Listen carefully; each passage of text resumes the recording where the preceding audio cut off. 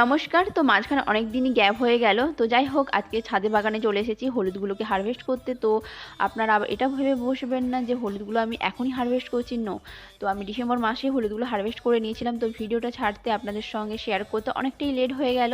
যাই হোক, এই যে গ্রো ব্যাগগুলো দেখছেন, এগুলো কিন্তু ফ্লিপকার্ট থেকে আমি পারচেস করেছিলাম, কিন্তু খুব একটা ভালো নয়। ওই 1.5 বছর মতন হয়েছিল। যাই হোক, এই দুটো গ্রো ব্যাগের মধ্যে আমি দুটো দুটো করে 4টে হলুদের মুড়ো বসিয়েছিলাম। তবে দেখা যাক এই বছর কটা আমি মুড়ো করতে পারি, মানে মুড়ো পাই, যাতে পরের বছর আমি লাগাতে পারি গাছগুলো। আশা করছি যে আরও পরের বছর আমি অনেকগুলোই গ্রো ব্যাগের মধ্যে হলুদগুলো দিতে পারবো। তো হলুদ চাষে তেমন কোনো খাটনি নেই, জাস্ট বর্ষার টাইমে একটু বসিয়ে দিন হালকাভাবে। বর্ষার টাইমে তো কোনো জল দিতে লাগে না।